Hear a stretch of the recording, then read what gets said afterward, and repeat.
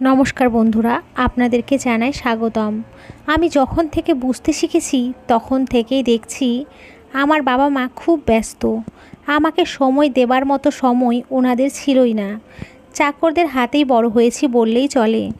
বাবা অফিস, ওনার ব্যক্তিগত জীবন নিয়ে, আর মা ওনার ক্লাব সমিতি কত কিছু নিয়ে ব্যস্ত। সারাদিনে শুধু ব্রেকফাস্ট করার সময় সবাইকে একসাথে দেখতাম। তখন আমারও তারা স্কুলে যাবার, তারপর রাতে যখন ঘুমিয়ে পড়তাম তখন ওনারা বাসায় ফিরতেন।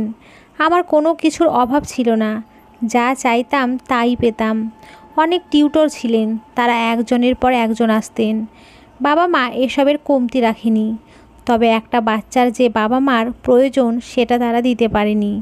তবে একজন মানুষ ছিল যাকে আঁকড়ে ধরে বেঁচেছিলাম, আমার দাদু। দাদু আমাকে সারাক্ষণ চোখে চোখে রাখতেন, যাতে বাবা মার অভাব বোধ না হয়। দাদু আমার সবচেয়ে কাছের মানুষ ছিলেন। আজ প্রায় 5 বছর দাদু আমাকে একদম একা রেখে চলে গেছেন। দাদুর চলে যাওয়ায় আমি বেপরোয়া জীবনযাপন শুরু করি। এই সব ব্যবসা শুধু দাদুর নাম রক্ষার জন্য আঁকড়ে আছি। আরেকজন ছিলেন গফুর চাচা। ছোটবেলা থেকে দাদু আর উনি আমার সবচেয়ে কাছের মানুষ ছিলেন। আমি কিংবা দাদু কখনোই ওনাকে কাজের লোক মনে করিনি। আকাশের কথা শুনে কি বলবো বুঝতে পারছি না। মৃত্যু এমন একটা বিষয় যার সান্ত্বনা দেয়া যায় না, যার হারায় সেই বোঝে। আমিও বুঝি। আকাশের বাসায় শুধু ওর দাদুর ছবি কেন সেটা এখন বুঝতে পারছি, কিন্তু ওর বাবা মা, আপনার বাবা মাও কি? আমার কেউ নেই, কেউ ছিলও না, শুধু দাদুই ছিল, সে হারিয়ে গেছে। আকাশের কথার কিছুই বুঝতে না পারলেও এটা বুঝলাম যে বাবা মার প্রতি একটা কষ্ট আছে ভেতরে কোথাও। তাই এ বিষয়ে আর কথা বাড়ালাম না। কখন যে দেখতে দেখতে প্রায় 1.5 বছর পেরিয়ে গেছে বুঝতেই পারিনি। ইদানিং শরীরটা একদম ভালো লাগছে না। কেমন লাগে সেটা আমি নিজেও বুঝতে পারছি না। আকাশ শুনলে হুলস্থুল কাণ্ড বাঁধাবে, তাই ওকে কিছুই বলিনি। মাথা ঝিমঝিম করে, অবশ্য মাথা ব্যথা প্রায়ই হতো, হয়তো এজন্যই মাথা ঘুরায়। এদিকে আকাশ অনেক ব্যস্ত হয়ে গেছে। ওর দাদুর নামে একটা হাসপাতাল তৈরি করছে। অফিস, হাসপাতালের কাজ সব তদারকি করতে গিয়ে খুবই ব্যস্ত সময় পার করছে। সেই সকালে বের হয়ে রাতে ফেরে, আর আমি সারাদিন বাসায় থাকি। মাঝে মধ্যে মামার কাছে যাই, কখনো সাইব সুমনা আসে। এর আগে আকাশ একদিন আমার মামা মামিকে নিয়ে আসে। আমি এত খুশি হয়েছিলাম ওনাদের দেখে, কারণ আমি ভাবতে পারিনি আকাশ ওনাদের নিয়ে আসবেন। মামা মামিও এখানে এসে খুব খুশি। আকাশ জোর করেই 2 দিন ওনাদের এখানে রেখেছে। আগে যখন অফিসে যেতাম তখন এই বাসায় যারা আছে তাদের সাথে মেশার সুযোগটা পাইনি তেমন। এখন হাতে প্রচুর অবসর সময় থাকায় আমি সংসারের সব দেখাশোনা করতে পারছি। যারা এখানে আছে প্রত্যেকেই খুব মিশুকে। আগে আমাকে দেখে সবাই একটা আতঙ্কের মতো থাকতো। এর কারণ যে আকাশ তা আমি বুঝতে পেরেছি আগেই। আকাশ আগে বাসায় একদম থাকতো না বললেই চলে, কিন্তু হাসপাতালের কাজ শুরু করার আগে আকাশ বাসায় প্রচুর সময় কাটিয়েছে। খুঁটিয়ে দেখেছে বাগানের প্রতিটি গাছ। এতে এ বাড়িতে যেন নতুন করে প্রাণ ফিরে আসে। এখন অনেক ব্যস্ত, তাই সে সময় হচ্ছে না, কিন্তু আমি ভালোই সময় কাটাচ্ছি। শোভা নামের একটা মেয়ে আছে, গফুর চাচার মেয়ে। সেও এখানেই কাজ করে, সবার কাজের তদারকি করে। মেয়েটা ভারী মিষ্টি দেখতে আর ভীষণ মিশুকে। আমার সাথে বেশ ভাব জমে গেছে। আজ কাঁচা আমের ভর্তা, কাল তেঁতুল, কখনো বাগানের ডাসা পেয়ারা নিয়ে আসে আমার জন্য। কেমন মায়ায় জড়িয়ে যাচ্ছে এই সংসারের। আকাশের প্রতি আমার ধারণা বদলে যাচ্ছে। কি জানি কেন সারাক্ষণ তার কথাই মনে পড়ে। আমি কি আকাশের প্রেমে পড়ে যাচ্ছি? কী সব চিন্তা করছি আমি। আকাশকে বাধ্য হয়ে বিয়ে করেছি। না আকাশ আমায় ভালোবাসে, না আমি আকাশকে। 2 বছর পূর্ণ হলেই তো চলে যাব এ বাড়ি থেকে। আরও 3 মাস কেটে গেছে। এদিকে হাসপাতালের কাজ প্রায় শেষের দিকে। আকাশের ব্যস্ততা আরও বেড়ে গেছে। ইদানিং আমার শরীর খুব একটা ভালো যাচ্ছে না। মাথা ঝিমঝিম করে, মাঝে মধ্যে বমি বমি ভাব হয় খুব। 2 দিন বমিও হয়েছে। আজ যখন আকাশ অফিসে চলে যায় খুব খারাপ লাগছিল, তাই শুয়েছিলাম অনেক সময়। তারপর যখন উঠে গেলাম মাথা ঘুরে পড়ে যায়। তখন শোভা উপরে এসেছিল। সে দেখতে পেয়ে তাড়াতাড়ি আরও অন্যদের ডেকে এনে রুমে নিয়ে মাথায় পানি দেয়। কিছুটা সুস্থ বোধ করলেও শোভা জোর করে ডাক্তারের কাছে পাঠায়। আমি একা যেতে পারবো না ভেবে সে নিজেও আমার সাথে আসে। তার চোখে মুখে খুশির ঝিলিক, কিন্তু আমার একদিকে যেমন ভয় লাগছে, অন্যদিকে অন্য রকম একটা ভালো লাগা কাজ করছে, আবার আতঙ্কিত হয়েও আছি। এ যেন এক মিশ্র অনুভূতি। ডাক্তার অনেকগুলো টেস্ট করালেন। সামান্য এই সমস্যার জন্য এত টেস্ট করতে হবে কেন বুঝি না। কিভাবে যে রোগীর কাছ থেকে টাকা নেবে সেই ধান্দায় থাকে মনে হয়। এসব মনে মনে ভেবে বিরক্ত হচ্ছি। রিপোর্ট পরের দিন দিবে, তাই বাসায় চলে আসি। সন্ধ্যায় আকাশ বাসায় ফিরে এসে দেখে আমি বিছানায় শুয়ে আছি। এই সন্ধ্যায় শুয়ে আছো কেন? শরীর খারাপ? না, মাথাটা ধরে আছে তাই। রেডি হও, এক্ষুনি ডাক্তারের কাছে যাব। আমি যে ডাক্তারের কাছে গিয়েছিলাম সেটা ওকে জানানো যাবে না, আর এখন নিয়ে গেলে আবার পরীক্ষা করবে আর কি। রিপোর্ট আসবে সেটা আকাশ জেনে যাবে, কিন্তু আমি সেটা চাচ্ছি না।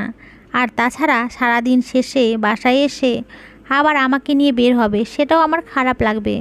তাই বললাম, আরে তেমন কিছু না, দুপুরে ঘুমানোর অভ্যাস হয়ে গেছে, আজ ঘুমায়নি তাই মাথা ধরে আছে। ও তাই বলো? জানো, আর মাস দুয়েকের মধ্যে হাসপাতালের কাজ শেষ হয়ে যাবে।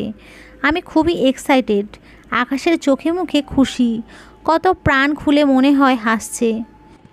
পরের দিন আমি নিজেই রিপোর্ট আনতে গেলাম। ডাক্তার বলল, আপনার গার্জিয়ান কেউ আসেনি? ডক্টর আমার আসার মতো কেউ নেই, তাই যা বলার আমাকেই বলুন। ডাক্তার রিপোর্ট দিলেন আমার হাতে। রিপোর্ট হাতে নিয়ে বসে আছি। আমি বসা থেকে উঠতেই পারছি না মনে হচ্ছে। তারপর হাসপাতাল থেকে বেরিয়ে এলাম। আমার পা ভেঙে আসছে। এখন কি করব আমি? এখন কাউকে কিছু বলাও যাবে না। তারপর বাসায় ফিরে আসি। শোভা দৌড়ে আসে আমায় দেখে। ভাবি, ডাক্তার কি বলল? আমি মৃদু হেসে বললাম, তেমন কিছুই না, অতিরিক্ত টেনশনে নাকি মাথা ঘুরিয়ে পড়ে গেছি। শোভার মুখ দেখে বুঝতে পারলাম ও আশা ভঙ্গে ব্যথিত হয়েছে। তারপরও তাকে কিছু বলতেও পারলাম না। প্রায় 1.5 মাস পরে হাসপাতালের কাজ শেষ হয়েছে। আকাশ আমাকে নিয়ে ঘুরিয়ে দেখালো। হাসপাতাল তৈরি হয়ে গেছে, তবে চালু করতে আরও 4-5 মাস লাগবে। নতুন কর্মচারী, ডাক্তার, নার্স নিয়োগের প্রসেস শেষ হতে। আকাশের ব্যস্ততা এখন কমেছে। আজকাল আকাশ অনেক খোশ মেজাজে থাকে, কিন্তু আমার ভেতরে কি চলছে আমি কাউকে বোঝাতেও পারছি না। আর মাত্র কয়েকটা দিন, 2 বছর পূর্ণ হলেই আমিও চলে যাব আকাশের জীবন থেকে। কিন্তু আমার এত কষ্ট হচ্ছে কেন? মনে হচ্ছে আমার ভেতরটা দুমড়ে মুচড়ে যাচ্ছে।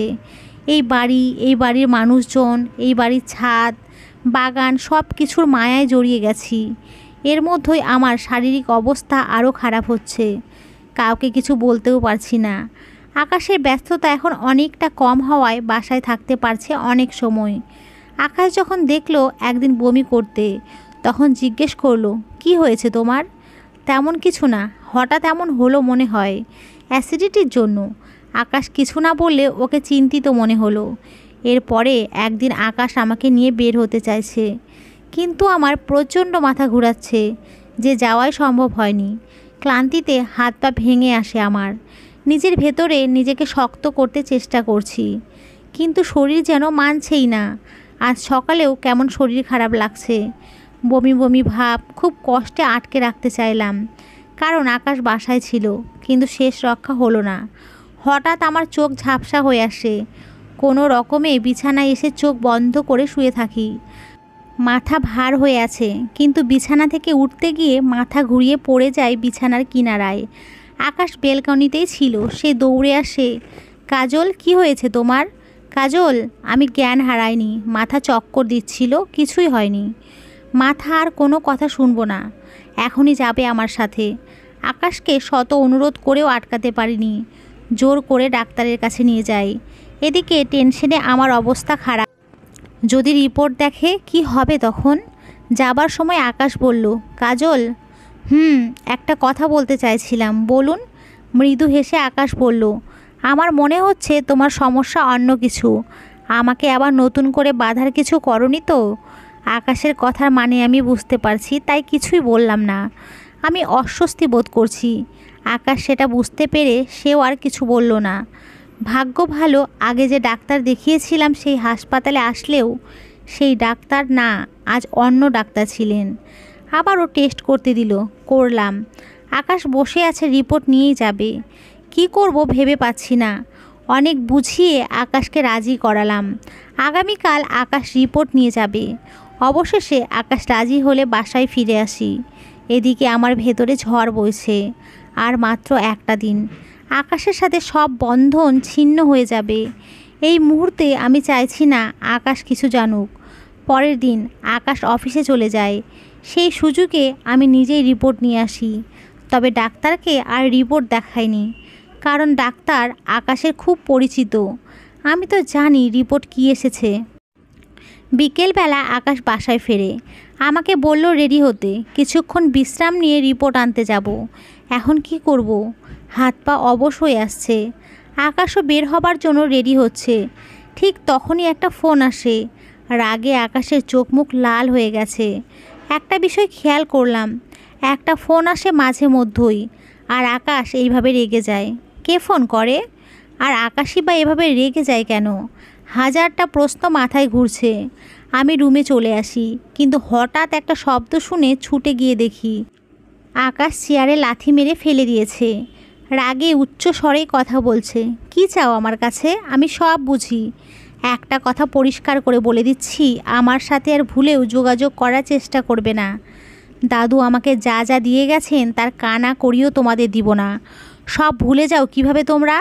ওই মহিলা দাদুকে কম কষ্ট দেয়নি। কি বললে? মা? হ্যাঁ মা। আরে ওই মহিলা আমাকে ঠিক মতো খেতেও দিত না। কোথায় ছিলে তুমি তখন?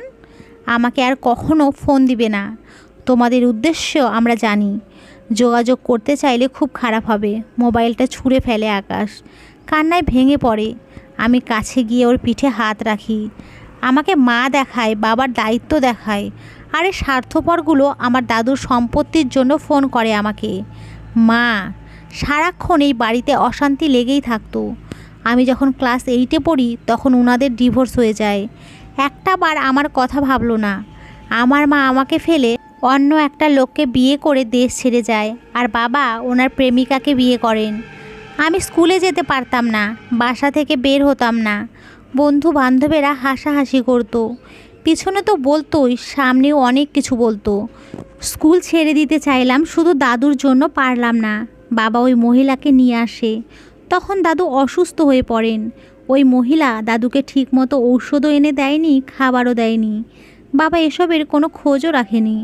গফুর চাচা না থাকলে দাদু তখনই মরেই যেতেন। খাবার খেতে একটু দেরি হলেই আমার সামনে থেকে খাবার নিয়ে যেত। আমি সবার শেষে স্কুলে যেতাম, সবার পিছনে বসতাম। ছুটি হলে সবার আগে স্কুল ছাড়তাম, শুধু লজ্জায়। দাদু যখন সুস্থ হয়ে ওঠেন, উইল করে সব কিছু আমার নামে করে দেন, আর বাবাকে ত্যায্য পুত্র করেন। ওনাদের অনেক আছে, অনেক থাকার পরেও দাদু আমাকে যা দিয়েছেন সেটা নেবার জন্য এখন বাবার দায়িত্ব ফলাতে আসে। সব স্বার্থপর, সব। কাউকে চায় না আমার। আমি রাতে একা ফুপিয়ে ফুপিয়ে কাঁদতাম। আকাশ, শান্ত হন আপনি। তুমি এখানে কি করছো? চলে যাও। তুমিও চলে যাও আমার সামনে থেকে। কাউকে চাই না আমার, কাউকে না। কেউ নেই আমার, চলে যাও। আকাশ নিজেই বের হয়ে চলে যায়। আমি রাস্তায় হাঁটছি। ভোরে ঘুম থেকে উঠে আমি আকাশের বাড়ি থেকে বেরিয়ে আসি। আকাশ অনেক রাতে বাসায় ফিরেছে, এখনও ঘুমোচ্ছে, আর আমি রাস্তায়। আকাশের যে 2 বছরের চুক্তি ছিল সেটা শেষ হয়েছে গতকাল। আজ আমি দায়বদ্ধ নয়। আকাশ মানুষটা একদম অন্য রকম। অনেক কষ্ট পুষে রেখেছে মনে।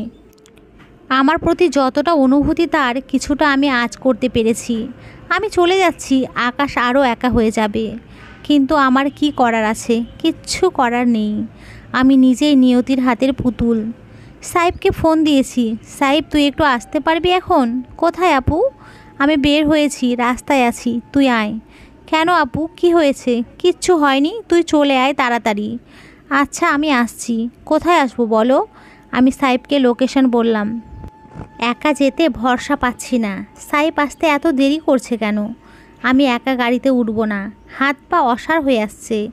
এদিকে আকাশ ঘুম থেকে উঠে কিন্তু আমাকে কোথাও খুঁজে পায় না। শেষ পর্যন্ত দারোয়ান জানায় আমি খুব ভোরে বের হয়েছি।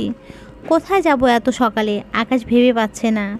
রুমে আবার যখন আসলো তখন ছোট্ট চিরকুট চোখে পড়ল। আকাশ, আপনাকে অনেক ধন্যবাদ। আপনি অনেক কিছু করেছেন আমার পরিবারের জন্য। গতকাল আপনার 2 বছর পূর্ণ হয়ে গেছে। আমিও কথা রেখেছি, 2 বছর আপনার প্রতিটি কথা মেনে চলেছি। চলে যাচ্ছি আমি, কিন্তু মনে হয় আপনার বাড়ির মায়ায় জড়িয়ে গেছি। কিন্তু যেতে তো হবেই। ভালো থাকবেন। কাজল আকাশের চোখে পানি। এভাবে চলে যাব ভাবিনি আকাশ। এখন আকাশ ভাবছে নিশ্চয়ই মামার বাসায় যাব আমি। অনেকক্ষণ স্তব্ধ হয়ে বসে থাকার পর মনে পড়ল রিপোর্ট আনা হয়নি। সাথে সাথে সেখানে চলে যায়। গতকাল রিপোর্ট নেবার কথা ছিল। স্যার, আপনার ওয়াইফ কাল সকালে রিপোর্ট নিয়ে গেছেন। নিয়ে গেছে? এমন সময় সেই ডাক্তারও যাচ্ছিলেন এদিক দিয়ে। আরে আকাশ সাহেব, আপনার ওয়াইফের রিপোর্টগুলো দেখালেন না? তখন হাসপাতালের লোকটা বলল, স্যার, ওনার ওয়াইফ কাল রিপোর্ট নিয়ে গেছেন, কিন্তু উনি এখন রিপোর্ট নিতে আসছেন। ডাক্তারকে খুব চিন্তিত মনে হলো। আপনার ওয়াইফ কোথায়? আকাশ একটু ইতস্ততভাবে বলল, ওর বাড়িতে চলে গেছে। আমাকে কিছুই জানায়নি, একটু ফ্যামিলি প্রবলেম। ডাক্তার বুঝতে পারলেন, বললেন আসুন আমার সাথে। তারপর প্যাথোলজিতে গিয়ে খোঁজ করালেন। গত পরশু একজন পেশেন্ট ছিলেন কাজল নামে। একটু সার্চ করে দেখবেন। স্যার, ফোন নাম্বারটা বলুন। আকাশের ফোন নাম্বার দেবার আগেই আমার নিজের নাম্বার দিয়েছিলাম, তাই আকাশ আমার নাম্বারটাই দিল। জি স্যার, উনি 2 মাস আগেও এই টেস্টগুলো করিয়েছিলেন। ডাক্তার আলতাফ নবী প্রেসক্রাইব করেছিলেন। ডাক্তার আলতাফ নবী, একটা কপি দিন প্লিজ, ইটস আর্জেন্ট। কপি দিলেন তারা। হাসপাতালে সব রেকর্ড করে রাখা হয়। সব রোগীর রিপোর্ট 1 বছর পর্যন্ত সংরক্ষণ করা হয়। পরের বছর নতুন করে আবারও করা হয়। ধন্যবাদ। ডাক্তারের মুখ আরও গম্ভীর হয়ে গেছে। আকাশ সাহেব, একটু কষ্ট করে আসুন আমার সাথে। আপনার সাথে দীর্ঘদিনের পরিচয় আমার, তাই ব্যক্তিগত পরিচয় থেকে আপনার জন্য খোঁজ নিচ্ছি। আসুন, ডাক্তার আলতাফ নবীর সাথে দেখা করতে হবে। ডক্টর আলতাফ নবীকে কাজল কেন দেখালো? উনি কিসের ডাক্তার? উনি একজন নিউরোলজিস্ট। নিউরোলজিস্ট? কিন্তু ডাক্তার, প্লিজ আসুন আমার সাথে। আকাশ ডাক্তারের সাথে ডক্টর আলতাফ নবীর চেম্বারে যায়। স্যার, এই রিপোর্টগুলো দেখেন। কাজল নামের একটা মেয়ের। 2 মাস আগে আপনি এই টেস্টগুলো করিয়েছিলেন। ডাক্তার আলতাফ নবী রিপোর্টগুলো হাতে নিয়ে বললেন, হ্যাঁ, আমি করিয়েছিলাম। আমার মনে আছে মেয়েটার কথা। কেন জানেন? মেয়েটা বলেছিল ওর কেউ নেই, তাই রিপোর্টগুলো ওর হাতেই দিতে হলো। মেয়েটার রিপোর্ট হাতে অনেক সময় এখানে বসেছিল। তারপর সে যে গেছে আর আসেনি। আমার প্রায়ই মনে হয় মেয়েটার কথা। খুব খারাপ লাগে। আকাশ কিছুই বুঝতে পারছে না। কি বলছে এসব ডাক্তার? ডক্টর, কি হয়েছে বলুন আমাকে।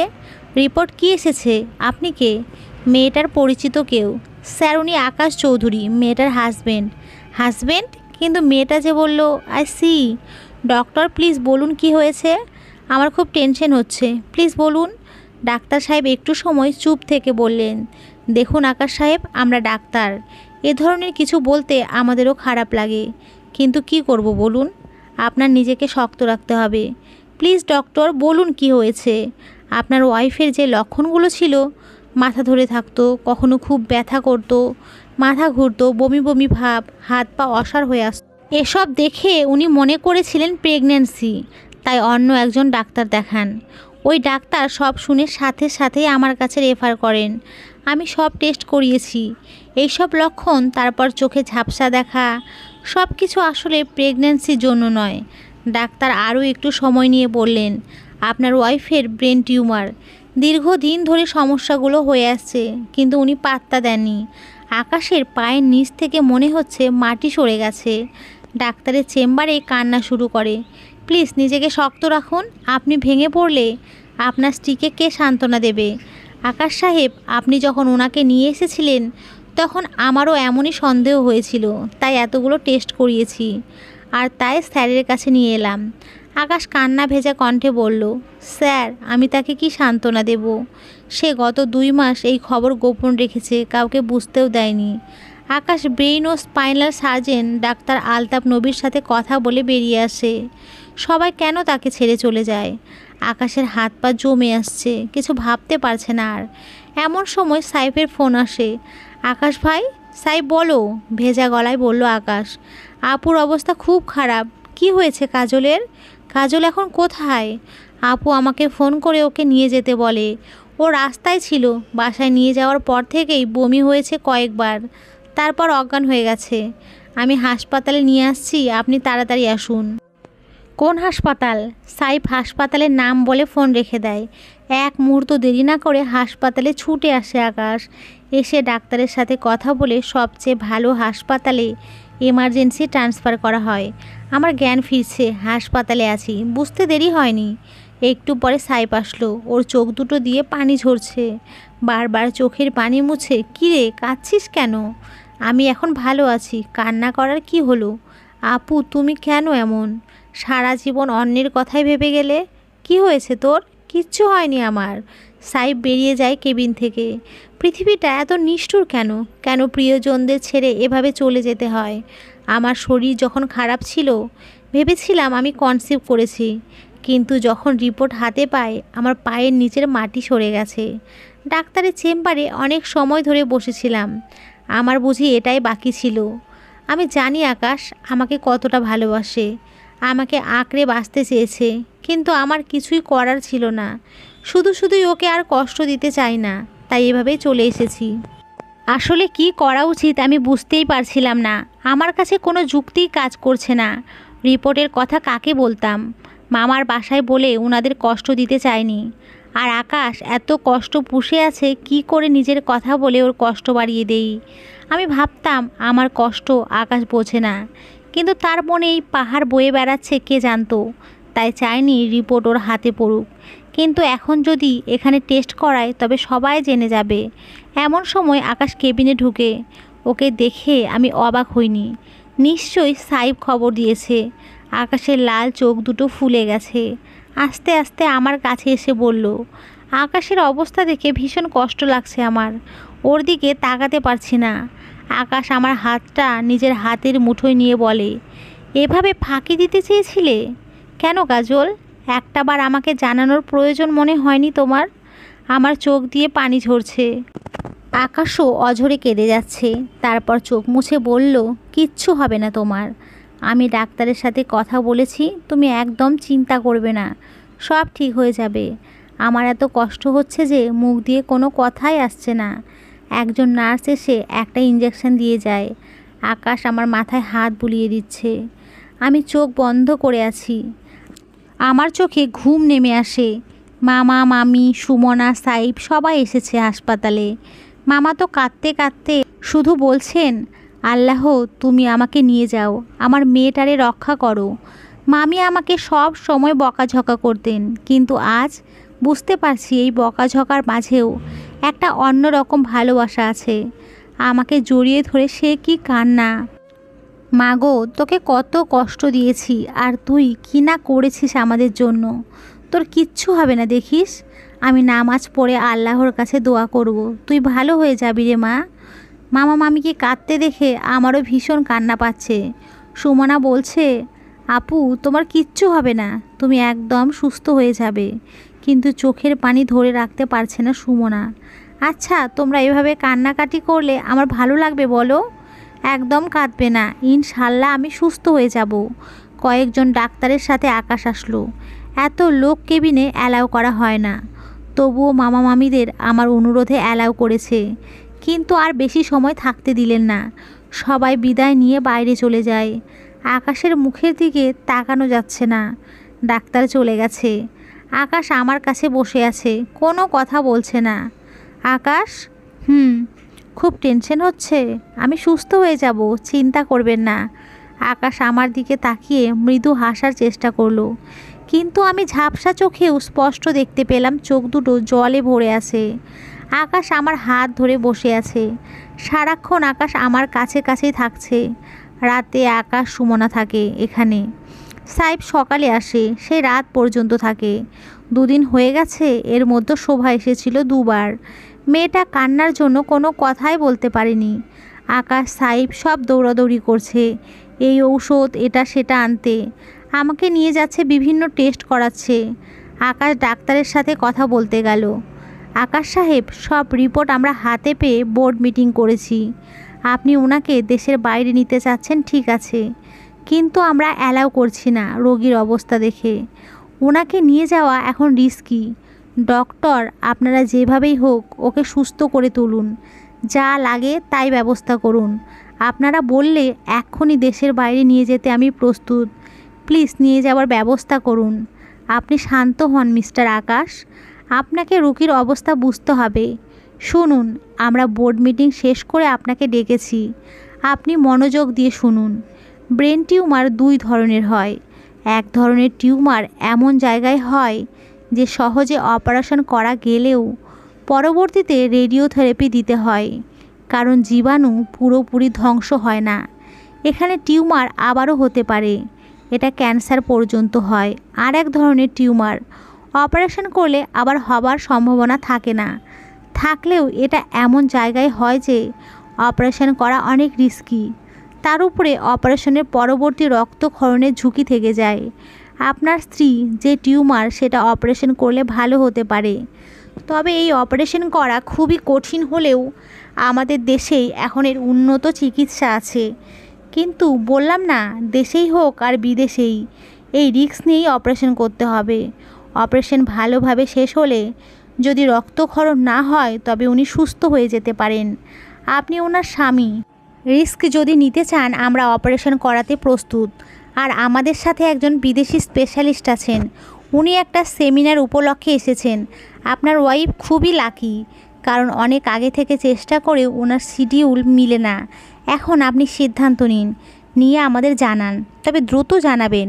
অপারেশন করতে হলে রোগীকে আগে থেকেই তৈরি করতে হবে। আকাশ কিছু সময় দুহাতে মুখ ঢেকে বসে থাকে। ডাক্তার তারাও আকাশের মনের অবস্থা বুঝতে পারছে, কারণ তারাও রক্তে মাংসে গড়া মানুষ। আকাশ সাহেব, ভেঙে পড়বেন না, এটা লাইফ রিস্ক। দুটো পথ আছে আপনার সামনে, হয় রোগী এভাবে কষ্ট পেয়ে মারা যাবে, না হয় অপারেশন। আর অপারেশনটা একমাত্র আল্লাহই ভরসা। আল্লাহ চান তো উনি আবার স্বাভাবিক জীবন ফিরতে পারবেন। আকাশ নিজেকে স্থির করে নিয়েছেন। অপারেশন কখন করবেন? আগামীকাল আমাদের ওটি আছে। আমরা চাইছি প্রথম অপারেশন আপনার স্ত্রীরটাই করতে, সময় নষ্ট করতে চাচ্ছি না আমরা। রোগীর অবস্থা নিজেই তো বুঝতে পারছেন। ঠিক আছে ডক্টর, আপনারা অপারেশনের ব্যবস্থা করেন। আকাশ টলতে টলতে বের হয়ে আসে। আমি কখন ঘুমোচ্ছি কখন জেগে উঠছি বুঝতে পারি না। মাথায় অসহ্য যন্ত্রণা করে। হাসপাতালের চার দেয়ালের বাইরে যেতে খুব ইচ্ছে করছে। আমি যখন থাকবো না তখন তো আর কিছুই দেখতে পাবো না। আমি আকাশকে দেখতে পাবো না। আকাশের বাড়িতে পাশাপাশি দুটি শিউলি ফুলের গাছ আছে। যখন গাছে ফুল ফুটতো আমি প্রতিদিন সকালে গাছের নিচে যেতাম। সবুজ ঘাসে যখন শিউলি ফুলগুলো ছড়িয়ে থাকতো আমার প্রাণ ভরে যেত। আমি বুক ভরে নিঃশ্বাস নিতাম। আর কখনো আমি সেই শিউলি তলায় যেতে পারবো না, কষ্ট হচ্ছে, ভীষণ কষ্ট। আমার দিন ফুরিয়ে আসছে। ছাদে খোলা বাতাসে দাঁড়িয়ে মেঘ দেখতে পারবো না। এই পৃথিবীর নিয়ম এত নিষ্ঠুর কেন? আকাশ কি করবে যখন আমি থাকবো না? ওর কি খুব বেশি কষ্ট হবে? আমি জানি আকাশ কান্না করবে আমার জন্য। মামার আদর, মামির বকুনি ঝকুনি আর শুনতে পাবো না। সাইব সুমনা মামিকে লুকিয়ে এটা সেটা আবদার করবে না। আমার পছন্দের বইগুলোতে ধুলো পড়ে যাবে। সুমনার বিয়ে হয়ে যাবে, কে মুছে রাখবে সেই ধুলা? আর ভাবতে পারছি না, মাথা ফেটে যাচ্ছে। উফ, এত অস্থির লাগছে কেন আমার? তখনই একজন নার্স এসে আবারও একটা ইঞ্জেকশন দিয়ে দেয়। আমার চোখে আস্তে আস্তে ঘুম নেমে আসে। যখন আমার ঘুম ভাঙলো দেখি আকাশ আমার হাত ধরে বসে আছে। আকাশ, বলো কাজল, আপনি সারাক্ষণ এখানেই পড়ে আছেন? ঠিকমতো খাওয়া দাওয়া কিছুই করছেন না। আমি সব করেছি, তুমি এসব নিয়ে চিন্তা করো না। আকাশ আমার মাথায় হাত বুলিয়ে দিচ্ছে। আমি মৃদু হেসে বললাম, আমি জানি আপনি নাওয়া খাওয়া ফেলে এখানে পড়ে আছেন। আচ্ছা, ডাক্তার কি বলেছে? আর কতদিন সময় আছে আমার? 1 মাস না 1 সপ্তাহ, নাকি আরও কম? চুপ, কী সব বলছো তুমি? একদম এসব বাজে কথা বলবা না। আকাশ, আপনি ওই গানটা শুনেছেন, যখন পড়বে না মোর পায়ের চিহ্ন এই বাটে? গানটা বোধ হয় আমার মতো যাদের সময় ফুরিয়ে গেছে তাদের জন্য লেখা হয়েছে। দেখুন, আমার সব লেনাদেনা চুকিয়ে যাচ্ছি। আকাশ আমার গালে হাত রেখে বলল, কোথাও যাচ্ছ না তুমি, সব লেনাদেনা বাকি আছে, সব বাকি আছে। আকাশ কাঁদছে, শব্দ যাতে না হয় অনেক কষ্টে চেপে রাখছে কান্না, কিন্তু চোখ ভেসে যাচ্ছে। আকাশ কেবিন থেকে বেরিয়ে যায়। আকাশ কাঁদছে কাঁদুক, কান্না চেপে রাখতে নেই, ভেতরটা চৌচির হয়ে যাবে। আকাশ বাইরে বেরিয়ে পাগলের মতো কাঁদছে।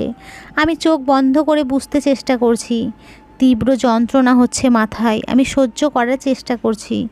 অনেকটা সময় কেটে যায়। আমার চোখে ভাসছে সেই নদীর পাড়, যেখানে আমি রোজ বিকালে বসে থাকতাম, যে নদীর পানিতে পা ডুবিয়ে দিতাম। আকাশের হাতের স্পর্শ পেলাম, কিন্তু চোখ খুললাম না।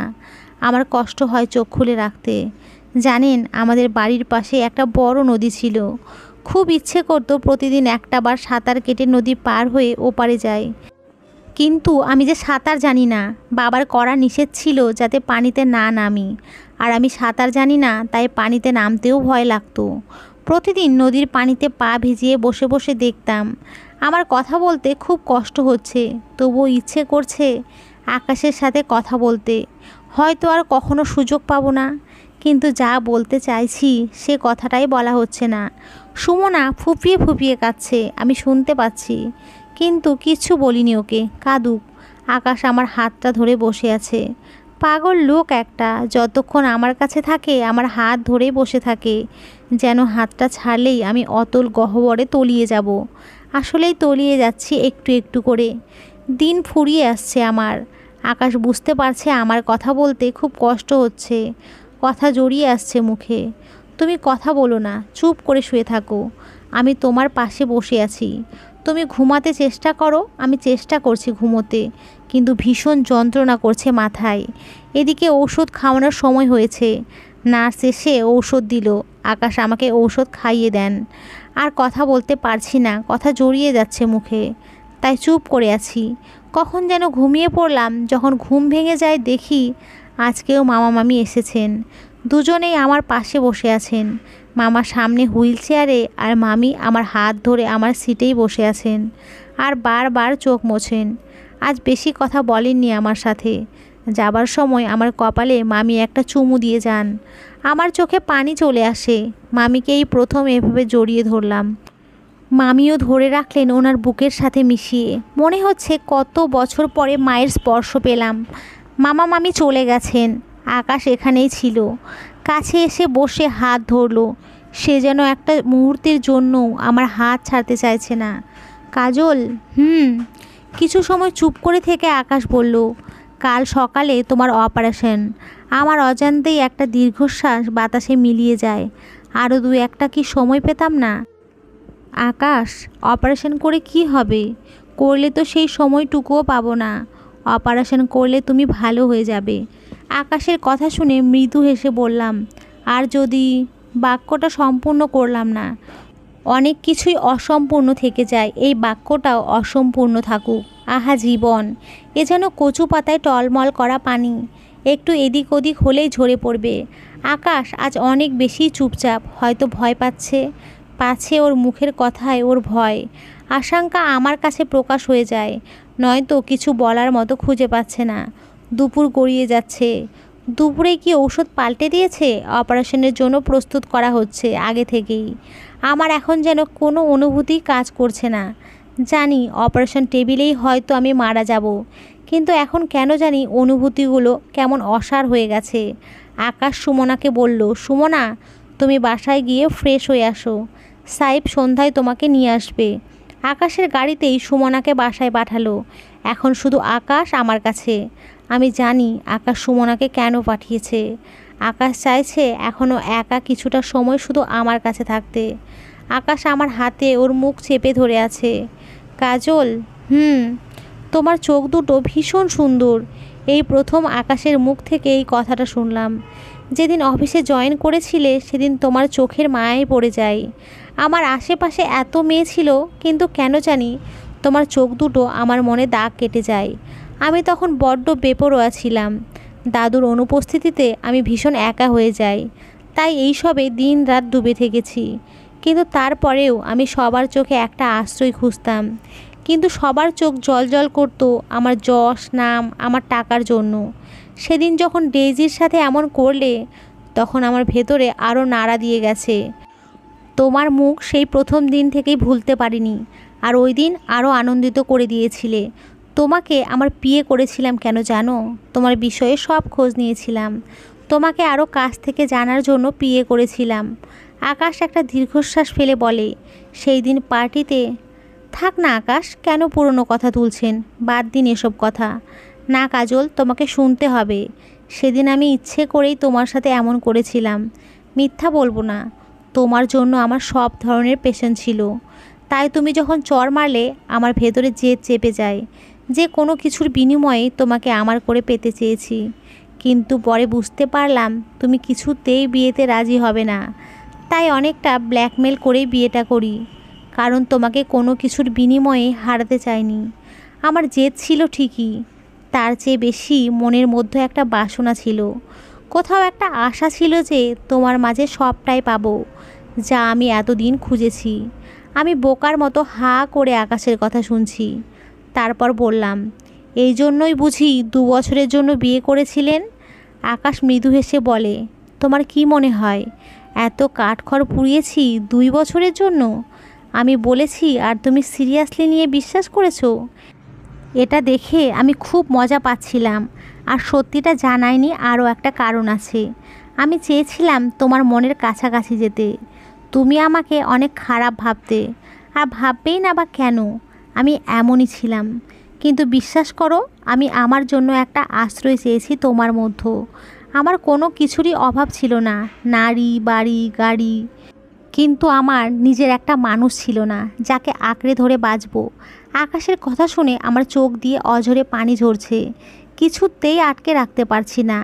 এতদিন তো বলেননি, বলার সুযোগ হয়ে ওঠেনি, আর বলতে ইচ্ছেও করেনি। চেয়েছিলাম 2 বছর পরে যখন তুমি এই কথা তুলবে তখন বলবো, তবে আজ কেন বললেন? আজ বলতে ইচ্ছে করছে তাই। ভয় পাচ্ছেন যদি আর কখনো বলতে না পারেন? না কাজল, ভয় পাচ্ছি না, শুধু তোমার মনের জোর হতে চাইছি, তাই বললাম। আমি ভীষণ একা, ভীষণ। তোমার বাবা মা ছিল, সুন্দর একটা শৈশব ছিল, কিন্তু আমার সবাই থেকেও আমি একা। আমার শৈশব চিড়িয়াখানার বন্দি জন্তুর মতো ছিল। বাবা মা যখন ঝগড়া করতো আমি ভয়ে জড়সড় হয়ে যেতাম। আমাকে কেউ বুঝতে চায়নি। দেখো না, আমার নিজের বাবা মাই ফেলে। তোমার জন্য আমার সব বদলে গেছে। প্রথম দিকে জেদের বশে অনেক রাগ ব্যবহার করেছি, কিন্তু পরে নিজে গিল্টি ফিল করতাম। তোমার কাছে যাবার হাজারটা বাহানা খুঁজতাম। 7 সাগরের পানি বুঝি আজ দুজনের চোখ দিয়ে ঝরে পড়বে। কতটা সময় পাবো জানি না, হয়তো এটাই শেষ কথা আকাশের সাথে, শেষ কথা। চোখ মুছে আকাশ বলল, মাঝরাতে ঘুমের ভান করে তোমাকে জড়িয়ে ধরতাম যাতে তুমি বুঝতে না পারো। আসলে আমি তোমার শরীরের ঘ্রাণ নিতে চাইতাম। জড়িয়ে ধরলে মনে হয় ফাঁকা জায়গাটা পূর্ণ হয়েছে। আকাশ কান্নায় ভেঙে পড়ে। আমি কি বলে সান্ত্বনা দিব আকাশকে? এ কেমন নিয়তি আকাশ? চোখ মুছতে মুছতে বলল, বলো, একটা বার আমাকে জড়িয়ে ধরবেন? আমাকে ওর বুকের মধ্যে শক্ত করে জড়িয়ে ধরে। যদি পারতো হয়তো বুক চিরে ভেতরে রেখে দিত। আকাশের কান্না বোধহয় বাঁধ ভেঙে গেছে। আমিও আকাশকে জড়িয়ে ধরেছি, যেন কোনো কিছুই আমাদের আলাদা করতে না পারে। হয়তো আর কখনো এভাবে ধরতে পারবো না। আকাশের বুকে জড়িয়ে আমার পৃথিবী ভেঙে কান্না আসছে। আকাশ, আমি বাঁচতে চাই, আমি তোমার সাথে বাঁচতে চাই। আমি পাগলের মতো আকাশের সারা মুখে চুমু খেয়ে যাচ্ছি। এই পাগলটাকে আর কখনো দেখতে পাবো না, এটা মনে হতেই ওকে আবারও ভীষণ শক্ত করে জড়িয়ে ধরি। আমি বাঁচতে চাইছি, আমি আকাশের জন্য বাঁচতে চাইছি। তোমার কিচ্ছু হবে না, তুমি একদম সুস্থ হয়ে যাবে। আকাশ, প্লিজ তুমি অপারেশন বন্ধ করো। আমি অপারেশন করাবো না। কেন করাবে না কেন? অপারেশন না করলে আমি কয়েকটা দিন থাকতে পারবো তোমার কাছে। অপারেশনে যদি মরে যাই তবে আর একটা দিনও পাবো না। এই মেয়ে, একদম চুপ। আবার যদি এসব কথা বলছো তো আমি তোমাকে মেরে ফেলবো। আকাশ কান্না কিছুতেই থামাতে পারছে না। এদিকে আমার মাথায় প্রচণ্ড যন্ত্রণা শুরু হয়েছে। আকাশ, ভীষণ ভালোবাসি তোমায়, অনেক বেশি। আর কোনো কথা নয়, আমি জানি তুমি আমাকে ভালোবাসো। আমিও অনেক বেশি ভালোবাসি তোমাকে, তাই আমার কথা শুনতে হবে। চুপ করে শুয়ে থাকো, এত স্ট্রেস নেওয়া ঠিক হচ্ছে না। তুমি আমার হাত ধরে বসে থাকো। এই তো আমি হাত ধরেই বসে আছি, মাথায় হাত বুলিয়ে দিচ্ছি, ঘুমোতে চেষ্টা করো। দুপুর থেকে আমার খাবার বন্ধ করে দিয়ে স্যালাইন দিচ্ছে। ঘুমের পরিমাণ বেড়ে গেছে আমার। যতক্ষণ জেগে থাকি তীব্র যন্ত্রণায় ছটফট করি, সারা রাত কেটে গেছে। খুব ভোরে ঘুম ভাঙলে দেখি আকাশ আমার হাতেই মাথা রেখে ঘুমিয়ে আছে। আমি আকাশকে দেখছি, আমার দৃষ্টি স্পষ্ট নয়, ঝাপসা ঝাপসা চোখেও আমি দেখছি আকাশকে। একটা হাত আস্তে আস্তে ওর মাথায় রাখলাম। ঘন্টা 3 পরে অপারেশন। আমি জানি না আর কখনো ওকে স্পর্শ করতে পারবো কি না। ভীষণ ভয় হচ্ছে আমার। আমার হাতের স্পর্শে আকাশ জেগে ওঠে। ঘুম ভাঙলো কখন? ডাকলে না আমায়? ক্ষীণ স্বরে বললাম এখন। আর কোনো কথা বের হচ্ছে না মুখ থেকে। আমার ভেতরে কেমন একটা করছে, মনে হচ্ছে দম আটকে আসবে। ভয় করছে, ভীষণ ভয় করছে। সময় হয়ে গেছে, আমাকে ওটিতে নিয়ে যাচ্ছে। আকাশও আমার সাথে যাচ্ছে। আমি ওর হাতটা শক্ত করে ধরে আছি। শেষবারের মতো সবাইকে এক নজর দেখে নিলাম। অপারেশন টেবিলে নেবার আগে আমাকে স্যালাইন পাল্টে দিল, আরও কয়েকটা ইঞ্জেকশন দিল। আমার মনে হচ্ছে সারা দুনিয়া ঘোরাচ্ছে। মাথা কেমন ঝিমঝিম করতে থাকে, চোখের পাতা ভারী হয়ে আসছে। টেনে খুলে রাখার চেষ্টা করছি। আমি চোখ খোলা রাখতে চেষ্টা করছি। এদিকে আকাশসহ সবাই উদ্বিগ্ন হয়ে অপেক্ষা করছে ওটির বাইরে। 3.5 ঘন্টা পরে ডাক্তার বেরিয়ে এলেন। আকাশ ছুটে যায় ডাক্তারের কাছে। ডক্টর, অপারেশন শেষ হয়েছে, 8 ঘন্টা পরে জ্ঞান ফিরবে। তবে রোগীকে এখন 48 ঘন্টা আইসিইউতে রাখা হবে অবজারভেশনে। আইসিইউতে কখন দিবেন ডক্টর? এই তো কিছুক্ষণের মধ্যেই। আমি কি একবার দেখতে পারি? সরি মিস্টার আকাশ, এটা অ্যালাউ করা হয় না। প্লিজ ডক্টর, একবার জাস্ট দেখেই চলে আসব। ডাক্তার একটু ভেবে বললেন, ওকে, শুধু দেখেই চলে আসবেন। তবে আপনাকে অন্য ড্রেস পরে যেতে হবে। ইনফেকশনের রিস্ক আছে রোগীর। ওকে ডক্টর, থ্যাংক ইউ। আসুন আমার সাথে। আকাশ ডাক্তারের সাথে চলে যায়। কত মিনিট, কত ঘন্টা, কত দিন পরে চোখ খুলেছি আমি জানি না। অক্সিজেন লাগানো, চোখও পুরোপুরি খুলতে পারছি না। মাথা নাড়ানো যাচ্ছে না, যন্ত্রণা হচ্ছে। শরীর কেমন ক্লান্তিতে ভেঙে আসছে। আমি কাউকে ডাকবো এমন শক্তি পাচ্ছি না। তারপরও সবটুকু শক্তি সঞ্চয় করে ডাকতে চাইলাম, কিন্তু গলার স্বর যেন বসে গেছে। বেশ কিছু সময় পরে একজন নার্স কাছে এলো। তাকে বলতে চাইলাম, কিছু বলতেও পারছি না। হাত দিয়ে যে ইশারা করব সেই উপায় নেই। হাত উপরে তুলতে পারছি না। কোনো রকম হাতে 2টা আঙুল নাড়ালাম। নার্স বলল, কিছু বলবেন? আমি ঠোঁট নেড়ে বললাম, আকাশ। কিন্তু নার্স বুঝতেই পারলো না। যন্ত্রণা হচ্ছে, ভীষণ ভীষণ কষ্ট হচ্ছে আমার। যদিও অক্সিজেন লাগানো আছে, তবুও নিঃশ্বাস যেন বন্ধ হয়ে আসছে। মুহূর্তের মধ্যেই চরম পর্যায়ের ব্যথা অনুভব করছি। চোখ যেন বেরিয়ে যাবে ব্যথার তোড়ে। খিঁচুনির মতো হচ্ছে। রোগীর অবস্থা বেগতিক দেখে নার্স ভয় পেয়ে যায়, ছুটে যায় ডাক্তারের কাছে। আমি অনুভব করতে পারছি যে আমি মারা যাচ্ছি। বারবার মনে হচ্ছে মানুষ মারা যাবার সময় এমন অনুভূতি হয়। আমি মরতে চাই না, বাঁচার আপ্রাণ চেষ্টা করছি। একবার শ্বাস নিলে মনে হচ্ছে এটাই শেষ। পরের নিঃশ্বাসটা আর ফেলতে পারবো না। সৃষ্টিকর্তার কাছে প্রার্থনা করছি, হে আল্লাহ, আমাকে বাঁচতে দাও, আকাশের জন্য বাঁচতে দাও। আমি ছাড়া ওর কেউ নেই, এমন কারণ একটা সময় আমি আকাশকে একা ফেলে চলে যাচ্ছি না, যেতে হচ্ছে। আমি লড়াই করছি বাঁচার জন্য।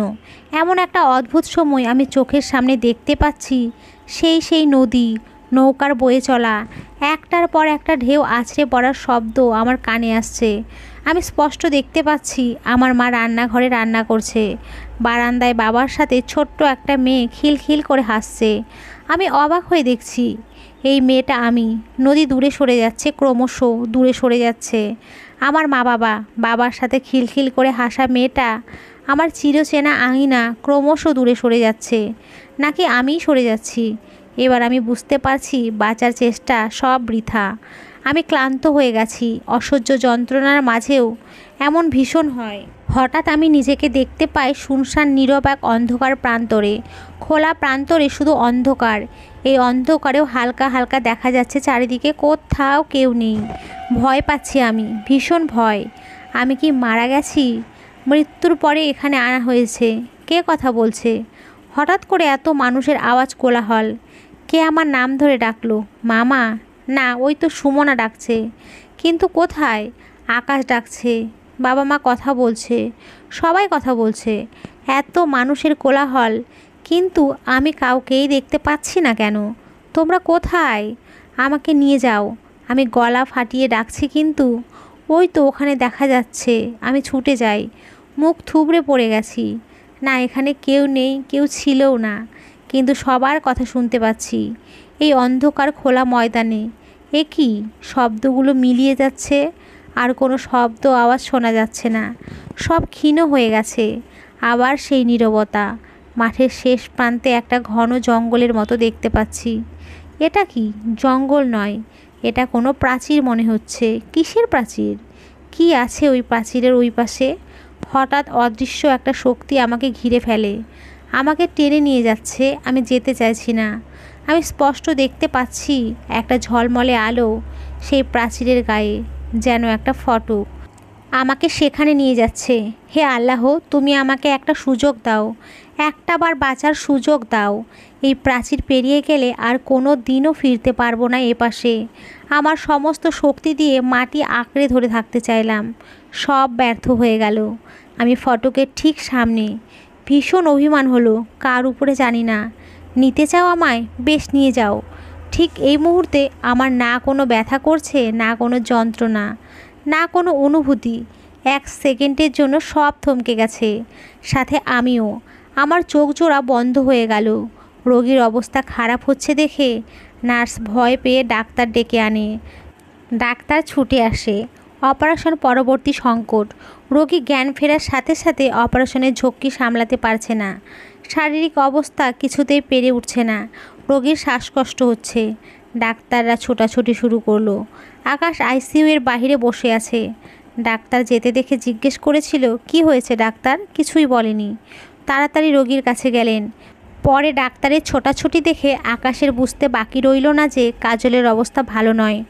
ডক্টর, কি হয়েছে আমাকে বলুন, কাজল কেমন আছে? দেখুন, একটু আগে জ্ঞান ফিরেছে। আকাশ খুশি হয়ে বলল, আমি দেখা করতে পারি? সরি, জ্ঞান ফিরেছে ঠিকই, কিন্তু কিন্তু কি ডক্টর? অপারেশন পরবর্তী কিছু ঝুঁকি থেকে যায়। এই ধাক্কা সামলানো রোগীর পক্ষে কঠিন। অপারেশনের পর একটা অস্বস্তি আর অপারেশনের জায়গায় ব্যথা, এটা জ্ঞান ফেরার সাথে সাথে তীব্র হয়ে যায়। রোগীকে এটা সামলে নিতে হয়। এখন যদি এই অবস্থায় রক্তক্ষরণ হয় তবে রোগী মারাও। আমরা আবারও ঘুমের ইঞ্জেকশন, আরও কিছু মেডিসিন দিয়েছি। এখন শুধু অপেক্ষা করতে হবে কখন জ্ঞান ফিরে, কারণ ওনার খুব ধকল গেছে যে। এটা খুবই আশঙ্কাজনক। আকাশ ধপ করে এখানেই বসে পড়ে। ডাক্তার বলল, আপনি চাইলে রোগীর পাশে অপেক্ষা করতে পারেন, তবে কান্নাকাটি বা শব্দ করলে সেটা সম্ভব হবে না। আসুন আমার সাথে। আকাশ এখন আর কাঁদছে না, একদম চুপ হয়ে গেছে। আকাশ কেমন স্তব্ধ হয়ে গেছে। চুপচাপ ডাক্তারের পিছনে গেল। 8 বছর পর এক পড়ন্ত বিকালে আকাশকে দেখা যায় দুটো ফুটফুটে মিষ্টি মেয়ের সাথে বাগানে ভলিবল নিয়ে খেলছে। আকাশের 5 বছরের যমজ 2 মেয়ে, আরশি আর আভা। আকাশের স্ত্রী বাগানের চেয়ারে বসে ল্যাপটপে কিছু কাজ করছে, সম্ভবত কিছু লিখছে। জীবন থেমে থাকে না। নানা উত্থান পতনের আবর্তে জীবন চলে জীবনের নিয়মে। তেমনি সুখ দুঃখের পালা চলতেই থাকে। সময়ে কিংবা অসময়ে প্রিয়জনকে হারানোর আশঙ্কা বা হারানোর কষ্ট কোনো কিছুর বিনিময়ে ভুলানো যায় না। এই ক্ষত সহ্য করা সত্যিই ভীষণ কঠিন, কিন্তু সময় আমাদের অনেক কিছু সহ্য করার অভ্যাস হয়ে যায়। তবুও আমরা চাই না কেউ হারিয়ে যাক। জীবন চক্রে অনেক অনাকাঙ্ক্ষিত ঘটনার সম্মুখীন হতে হয়। নিয়তির বিধান মেনে নেওয়া ছাড়া কিছুই করার থাকে না। প্রিয়জনকে হারানোর ভয় বড্ড বেশি হয়, তবে উপরওয়ালা যা লিখে রাখবেন তাই হবে, তার ব্যতিক্রম নয়। আকাশ নতুন করে জীবন শুরু করেছে। স্ত্রী আর পরীর মতো 2 মেয়েকে নিয়ে বেশ সুখেই দিন যাচ্ছে আকাশের। 2 মেয়ে বায়না ধরলো আইসক্রিম খাবে। তাদের বাবাকে রাজি করানোর জন্য 2 জন 2 পাশ থেকে গলায় জড়িয়ে ধরে বলছে, সোনা বাবা না তুমি, তুমি তো আমাদের বেস্ট পাপা। শুধু আজকেই আইসক্রিম খাবো, প্লিজ পাপা চলো না, প্লিজ প্লিজ প্লিজ। মেয়েরা যখন কিছু বায়না করে তখন আকাশকে সোনা বাবা ডাকে। আকাশ বেশ উপভোগ করে, তাই আরও কিছু সময় রাজি না হবার অভিনয় করে। শেষ পর্যন্ত রাজি হয়। কিন্তু তোদের আম্মু কি রাজি হবে? তুমি রাজি করাবে? ওরে বাবা, আমি নেই। পাপা, তুমিও কি আম্মুকে ভয় পাও? বেচারা আকাশ। 5 বছরের মেয়ে দুটোও জেনে গেছে আকাশ চৌধুরী বউকে ভয় পায়। মুচকি হেসে বলে, ভয় পাবো না? দেখিস না, আমরা খেললেই চেঁচামেচি করে, গুছানো সব কিছু নাকি নষ্ট করে ফেলি। আমার কানের পোকা মরে যায় বাবা। মেয়েদের কথার ভঙ্গি সুবিধার মনে হচ্ছে না। মেয়ে দুটো মুখ চেপে হাসছে। আকাশের স্ত্রী সেটা আর চোখে খেয়াল করছে। লাইন ধরে 3 জন এসে হাজির আকাশের স্ত্রীর কাছে। কি চাই? আইসক্রিম? হবে না প্লিজ একবার। নো প্লিজ আম্মু। আম্মু চলো না, অনেক দিন বাইরে যাই না একসাথে। সামার ভ্যাকেশন চলে যাচ্ছে, পরশুও বের হয়েছিলাম, মাঝখানে একটা দিন গেছে মাত্র। বাচ্চারা এত করে বলছে প্লিজ চলো না, আমারও খুব ইচ্ছে করছে আজ এক জায়গায় যেতে। কোথায়? আগে চলোই না, পরে দেখবে আইসক্রিম খেতে খেতে সবাই যাব। যাও, রেডি হয়ে নাও। আরশি আর আভা খুশিতে লাফাচ্ছে। আকাশ ওদের নিয়ে ভিতরে যাচ্ছে। আকাশের স্ত্রী তখনও লিখছে। আকাশ ফিরে দেখে ওর স্ত্রীর ওঠার নামই নেই। এই কাজল, তাড়াতাড়ি আসো না, বিকেল গড়িয়ে যাচ্ছে। এই তো আসছি, লেখাটা শেষ করেই। প্রায় শেষ, 5 মিনিট প্লিজ। ওকে তাড়াতাড়ি কিন্তু। আকাশ মেয়েদের নিয়ে ভেতরে যায়। কিন্তু কাজল কি লিখছে চলুন দেখে আসি। আমি বুঝতে পারছিলাম মারা যাচ্ছি। আমার চোখ বন্ধ হয়ে যায়, কোনো অনুভূতি নেই।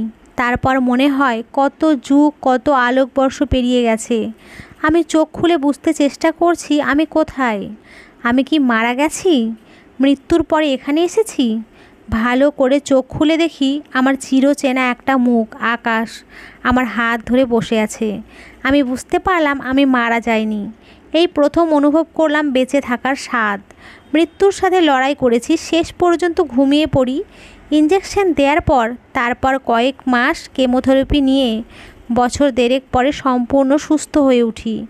আমি, আমার আকাশ, আরশি, আভা, এই বাড়ি সংসার দুহাতে আগলে রেখেছি আমার বুকে। আকাশ আর আমি দুজন দুজনের রক্ষা কবচ। একটা মুহূর্ত তাকে ছাড়া অন্য কিছু আমার ভাবনাতেই নেই।